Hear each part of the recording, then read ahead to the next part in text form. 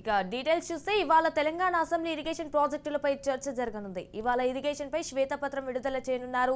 Budget ప్రవేశపెట్టిన అనంతరం సభ వాయిదా పడింది. తిరిగి ఇవాళ ప్రారంభం కానున్న సందర్భంగా ఇవాళ ఇరిగేషన్ పై చర్చ జరగనుంది. ఈ నేపథ్యంలో సభలో ఏం మాట్లాడాలనే దానిపై నిన్న సిఎల్పిలో రేవంత్ రెడ్డి సమీక్ష నిర్వహించారు. ఎవరెవరు ఏం మాట్లాడాలో దిశానిర్దేశం చేశారు రేవంత్.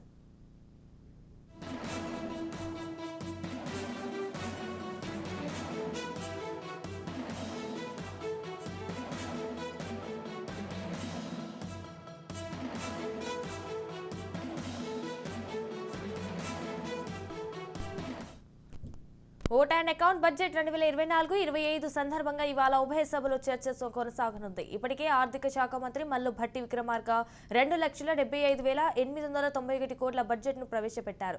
ఇక రెవెన్యూ వ్యయం 2,01,178 కోట్లు, మాలధన వ్యయం 29,669 కోట్లుగా ప్రభుత్వం బడ్జెట్లో పొందుపరిచింది. ఇవాళ చర్చల భాగంగా ఓట్ అండ్ అకౌంట్ బడ్జెట్ పై ఆయన మరోసారి సమాధానం ఇవ్వనున్నారు.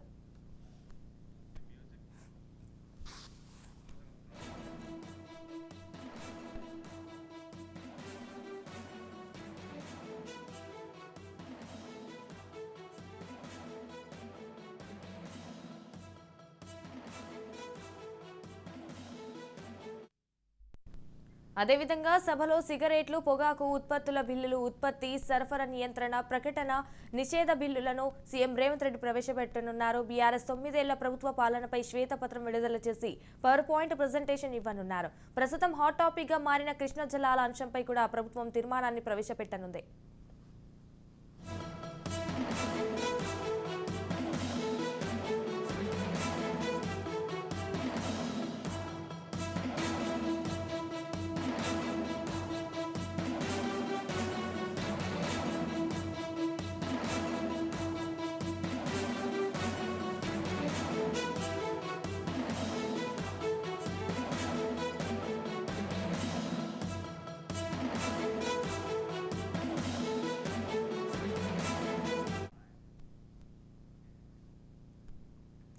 ఇవాళ తెలంగాణ అసెంబ్లీ ఇరిగేషన్ ప్రాజెక్టులపై చర్చ జరగనుంది. అయితే ఇవాళ ఇరిగేషన్ పై శ్వేతపత్రం విడుదల చేయనున్నారు. బడ్జెట్ ప్రవేశపెట్టిన అనంతరం సభ వాయిదా పడింది. తిరిగి ఇవాళ ప్రారంభం కానున్న సందర్భంగా ఇవాళ ఇరిగేషన్ పై చర్చ జరగనుంది. అయితే ఈ నేపథ్యంలో సభలో ఏం మాట్లాడాలనే దానిపై నిన్న సిఎల్పిలో రేవంత్ రెడ్డి సమీక్ష నిర్వహించారు. ఎవరెవరు ఏం మాట్లాడాలో దిశానిర్దేశం చేశారు రేవంత్. రైట్గా దీనిపై పూర్తి సమాచారం మా ప్రతినిధి విక్రాంత్ ఫోన్ ఇన్ లో అందిస్తారు. విక్రాంత్, చెప్పండి, దీనికి సంబంధించిన అప్డేట్స్ ఏంటి? Thank you Sanjana. మొత్తానికి బడ్జెట్ సమావేశాలు కూడా ఈ రోజుతో పూర్తి కాబోతున్నాయి. వాస్తవానికి బీఏసీ సమావేశంలో కూడా 17వ తారీఖు వరకు అసెంబ్లీ సమావేశాలు, బడ్జెట్ సమావేశాలు జరుపుకోవాలని నిర్ణయించుకున్నప్పటికీ రేపు ఈ ఇరిగేషన్ శాఖకు సంబంధించి కూడా కాళేశ్వరం మేడిగడ్డకు అందరూ ఎమ్మెల్యేలు, ఎమ్మెల్సీలు వెళ్లాలని నిర్ణయించుకున్న నేపథ్యంలో కూడా ఈ రోజుతోనే బడ్జెట్ సమావేశాలు మాత్రం ఇక్కడ పూర్తిగా వస్తాయి. అవసరమైతే ఈ రోజు అర్ధరాత్రి వరకు కూడా చర్చ జరిగే అవకాశం కనిపిస్తోంది. ప్రధానంగా బడ్జెట్ కు సంబంధించి కూడా చర్చ ఈ రోజు ఉంటున్న నేపథ్యంలో కూడా బడ్జెట్ అనంతరం కూడా ఇటు ఇరిగేషన్ శాఖకు సంబంధించి కూడా శ్వేతపత్రం విడుదల చేసే అవకాశం ఉంది రాష్ట్ర ప్రభుత్వం. దీనికి సంబంధించి నీటి ప్రాజెక్టుల పేరిట కూడా కేసీఆర్ పాలనలో జరిగినటువంటి అక్రమాలను పబ్లిక్ ముందు ఉంచేందుకు కూడా రాష్ట్ర ప్రభుత్వం సిద్ధమైంది. తెలంగాణకు సంబంధించిన నీళ్లను ఏపీ తీసుకువెళ్ళింది. దానికి కేసీఆర్ సహకరించారనేది ఇటు కాంగ్రెస్ ప్రభుత్వం మాత్రం చెప్తా ఉన్నది. దీనికి సంబంధించి కేసీఆర్ నీళ్ల డ్రామాలను కూడా అసెంబ్లీ వేదికగా కడిగేద్దామని కూడా కాంగ్రెస్ ఎమ్మెల్యేలు, ఎమ్మెల్సీలకు కూడా నిన్న సాయంత్రం నుంచి కూడా దాదాపు 3 గంటల పాటు కూడా సీఎం రేవంత్ రెడ్డి దిశానిర్దేశం చేశారు. బీఆర్ఎస్ తప్పులను ఎండగడదామని, ప్రజలను వాస్తవాలకు వివరిద్దామని కూడా సూచించాడు. ఇందుకోసం సిద్ధంగా ఉండాలని కూడా ఎమ్మెల్యేలు, ఎమ్మెల్సీలకు కూడా ఈ కాళేశ్వరం సహా ఇరిగేషన్ ప్రాజెక్టులు, అదేవిధంగా కేఆర్ఎంబీ అంశాలపై కూడా నిన్న ప్రజాభవన్లో కూడా కాంగ్రెస్ ఎమ్మెల్యేలు, ఎమ్మెల్సీలకు అవగాహన కార్యక్రమం నిర్వహించారు. పవర్ పాయింట్ ప్రెజెంటేషన్ ద్వారా Revanth Reddy, deputy CM Bhatti Vikramarka, irrigation శాఖకు సంబంధించి ఉత్తమ్ కుమార్ రెడ్డి వీరి ముగ్గురు కూడా పవర్ పాయింట్ ప్రెజెంటేషన్ ద్వారా ఇరిగేషన్ పై అవగాహన కల్పించారు. ఈ రోజు శాసనసభలో, శాసన మండలిలో కూడా దీనిపైన కూడా పెద్ద ఎత్తున చర్చ జరిగే అవకాశం కనిపిస్తా ఉంది. మరోవైపు రేపు ఇటు కాళేశ్వరంకు, మేడిగడ్డకు తీసుకువెళ్తున్న సందర్భంలో కూడా స్వయంగా అప్పటి ముఖ్యమంత్రి, ప్రస్తుత ప్రతిపక్ష నేతగా ఉన్నటువంటి కేసీఆర్ ను కూడా ఈ రోజు ఆహ్వానించే అవకాశం కనిపిస్తా ఉంది రేపు ఆ ప్రాజెక్టుల సందర్శనకు. కానీ రేపు మాత్రం ఇదే 13వ తారీఖు అయిన నేపథ్యంలో కూడా రేపు నల్గొండలో కూడా ధర్నాకు పిలుపునిచ్చింది.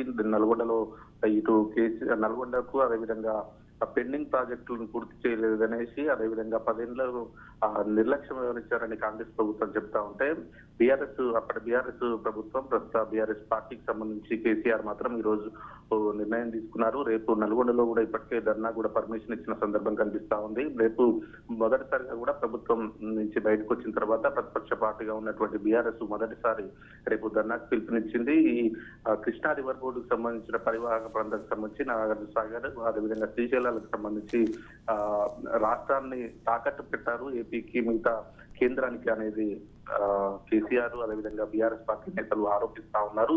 దీనికి సంబంధించే రేపు కాళేశ్వరం మేడిగడ్డకు బీఆర్ఎస్ నేతలు వస్తారా రాదా అనే దానిపైన కొంత సందిగ్ధత నెలకొంది. ఏదేమైనప్పటికీ ఈ రోజు శాసనసభ, శాసన మండలి మాత్రం పరికాసేపట్లో అంటే 10 గంటలకు ప్రారంభమవుతాయి. ఉభయసభ్యులు కూడా డిప్యూటీ సీఎం బట్టి విక్రమార్క కూడా ఇటు పవర్ జనరేషన్ కార్పొరేషన్ లిమిటెడ్ కూడా యాన్యువల్ రిపోర్ట్ టేబుల్ చేస్తారు. మరోవైపు కొండా సురేఖ కూడా తెలంగాణ స్టేట్ ఫారెస్ట్ డిపార్ట్మెంట్ కు సంబంధించి కూడా యాన్యువల్ రిపోర్ట్ ను కూడా టేబుల్ చేస్తారు. ఆ తర్వాత ఇప్పటికే చనిపోయినటువంటి దివంగత ఇప్పటికే ఎమ్మెల్యేలుగా ఉన్నటువంటి చనిపోయినటువంటి వారికి నివాళులు అర్పిస్తారు. తర్వాత శాసన మండలిలో కూడా నివాళులు అర్పించి ఈ రోజు మాత్రం అర్ధరాత్రి వరకు కూడా శాసనసభ మండలి కొనసాగే అవకాశం ఉంది. ఎస్ విక్రాంత్, అలాగే అదే విధంగా సభలో సిగరెట్లు అండ్ పొగాకు ఉత్పత్తుల బిల్లు, ఉత్పత్తి సరఫరా నియంత్రణ ప్రకటన నిషేధ బిల్లును సీఎం రేవంత్ రెడ్డి ప్రవేశపెట్టనున్నారన్నట్టు తెలుస్తుంది. మరి దీనికి సంబంధించిన అప్డేట్స్ ఏంటి విక్రాంత్? వాస్తవానికి ఇటు శాసనసభలో ఈ రోజు సవరణ బిల్లును రేవంత్ రెడ్డి ప్రవేశపెడతారు. సిగరెట్ అదేవిధంగా టొబాకో ప్రొడక్ట్స్ కు సంబంధించి కూడా అమెండ్మెంట్ బిల్లును కూడా ఈ 2024 సంవత్సరానికి గాను provision and advertisement and రెగ్యులరేషన్ food trade of commerce కింద కూడా దీన్ని అమెండ్మెంట్ బిల్లుకు సంబంధించి కూడా చర్చకు పెడతాడు. ఆ బిల్లును చర్చకు పెట్టిన అనంతరం కూడా ఆమోదానికి కూడా ముఖ్యమంత్రి రేవంత్ రెడ్డి కొడతారు. ఆ తర్వాత గవర్నమెంట్ రిజల్యూషన్ కూడా చేయాల్సి ఉంటుంది. కృష్ణా జలాల వివాదం పైన కూడా ప్రభుత్వం చర్చకు పెడతారు. ఇటు శాసనసభలో, శాసన మండలిలో కూడా రెండింటిలో కూడా దీనిపై ఒక చర్చ పెట్టిన తర్వాత బడ్జెట్ పైన చర్చ ఉంటుంది. బడ్జెట్ పైన చర్చ అనంతరం కూడా ఇటు బట్టి విక్రమార్క కూడా ఇటు ఎస్టిమేట్స్ ఎక్స్పెండిచర్ కు సంబంధించి కూడా ప్రెజెంటేషన్ చేస్తారు. ఆ తర్వాత చర్చించి బడ్జెట్ ను ఆమోదం తెలిపే విధంగా చూసుకుంటారు. ఆ తర్వాత ఓటాన్ అకౌంట్ బడ్జెట్ ను ఈ బట్టి విక్రమార్క కూడా ప్రారంభిస్తారు. తర్వాత ఇటు చర్చ కొనసాగిన తర్వాత కూడా చివరికి ఇటు ఆర్థిక శాఖ మంత్రి అయినటువంటి బట్టి విక్రమార్క కూడా దీన్ని రిప్లై ఇచ్చి కూడా ముగిస్తారు. దాని తర్వాతనే ఇటు నీళ్ల పంచాయతీ మొదలవుతుంది అనుకోవాలి. శ్వేతపత్రాన్ని అప్పుడే ప్రభుత్వం టేబుల్ మీద పెట్టి శ్వేతపత్రాన్ని విడుదల చేసిన అనంతరం కూడా పెద్ద ఎత్తున ఈ రోజు అర్ధరాత్రి వరకు కూడా చర్చ జరిగే అవకాశం కనిపిస్తా ఉంది. ఇటు బీఆర్ఎస్ నేతలు మాత్రం గొప్పగా కట్టాం కాళేశ్వరం ప్రాజెక్ట్ అని మొదటి నుంచి చెప్పుకుంటుంది. కానీ ఇప్పటికే మేడిగడ్డ కుంగిన నేపథ్యంలో కూడా దాన్ని పాజిటివ్ గా తీసుకొని కూడా తమ వైపు తిప్పుకోవాలనేసి కూడా కాంగ్రెస్ ప్రభుత్వం యోచిస్తా ఉంది. దానికి సంబంధించి ఈ రోజు అర్ధరాత్రి వరకు కూడా చర్చ జరిగే అవకాశం కనిపిస్తా ఉంది. ఇప్పటి వరకు అయితే ఆ బడ్జెట్ సమావేశాలకు మాత్రం ప్రతిపక్ష నేత కేసీఆర్ మాత్రం ఇంతవరకు రాలేదు. మరి ఈ రోజు బడ్జెట్ పైన చర్చ, అదేవిధంగా ఇరిగేషన్ పైన చర్చ ఉన్న నేపథ్యంలో మాజీ ముఖ్యమంత్రి ప్రతిపక్ష నేత ఉన్నటువంటి కేసీఆర్ ఈ రోజు అసెంబ్లీకి హాజరవుతారా లేదా అన్న దాని మీద కూడా కొంత క్లారిటీ రావాల్సి ఉంది. Right, thank you for the updates Vikrant.